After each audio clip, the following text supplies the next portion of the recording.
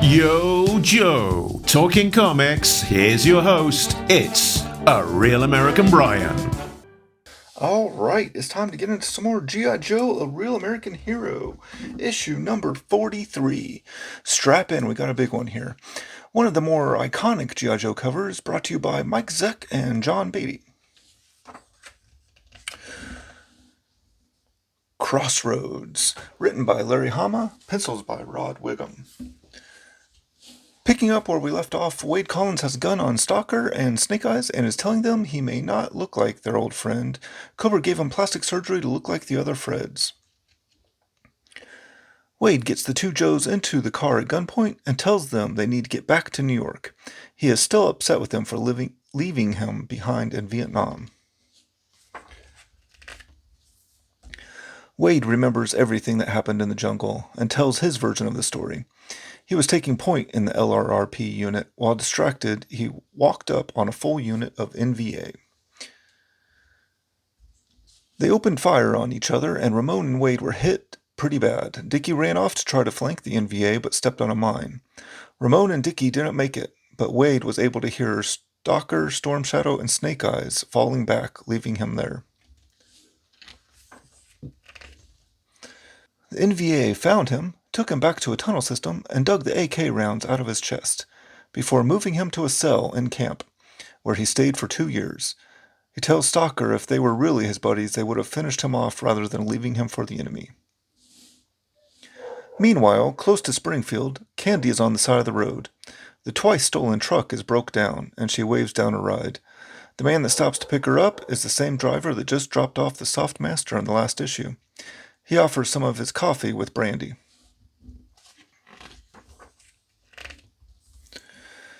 Buzzer jumps off a train in Springfield, ready to get back in Zartan's good graces.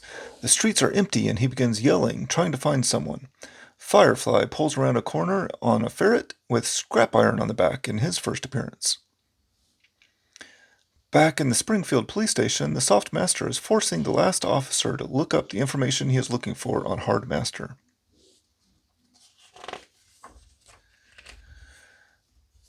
Candy finds the Softmaster's briefcase in the car, and the driver, Chuck, feels bad, and they turn around to get back to Springfield and return the suitcase. Stalker tells Wade he is sorry. He didn't know he was a POW. Wade continues telling his story. After getting released and coming home, he wasn't welcomed.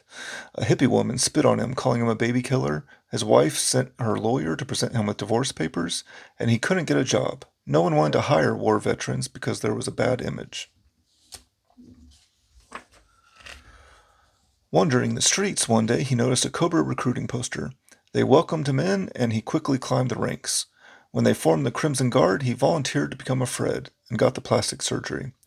He was sent to a family to replace another Fred and became their new father/husband. Stalker tells them that they helped him out so that they could use him.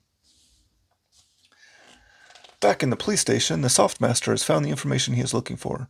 Just before he says the name of the Hardmaster's killer, a group of officers come through the door.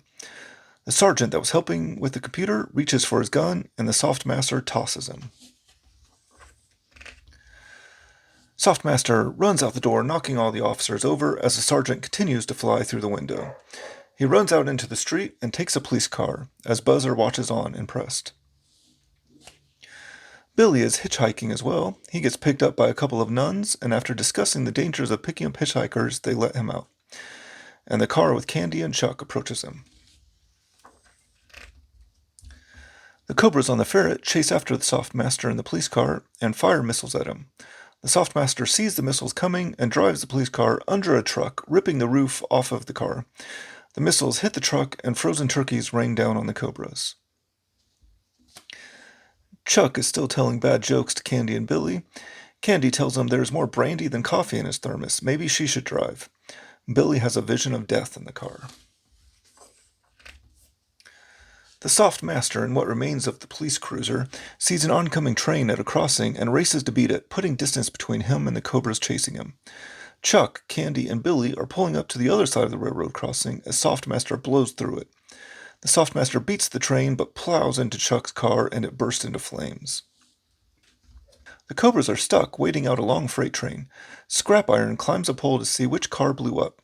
Softmaster, realizing there are 3 people in the burning car, turns around to help them. Scrap Iron sees that the Softmaster came back and fires a missile at him. Seems like overkill. Softmaster can't let the innocents in the car get injured. He jumps in front of the missile, sacrificing himself. Scrap Iron asks Firefly what to do about the 3 in the car, and Firefly gives him the signal. He fires another missile at the car. On Staten Island, Wade Collins has returned to his Cobra-provided family and tells them that his old friends have talked some sense into him. He is leaving, but can't ask them to come with him. Sean leads the family back to Wade, and they all leave together as a new family free of Cobra. That's a big one there. We lost Softmaster, Candy, Billy, and Chuck. Wade Collins is back on the right side of things, and we are introduced to Scrap Iron, who doesn't mess around. My favorite panel from this one is Softmaster jumping in front of the missile. Very in character for him, and a bit ridiculous, but it's gijoe. This is one of the big memorable issues, and I don't have any trouble giving this one 5 flag points. We will have to see how everyone deals with the losses in this one. Be sure to subscribe so you don't miss the next issue. You've been watching a Real American Brian production in association with the letters G, I, and JOE.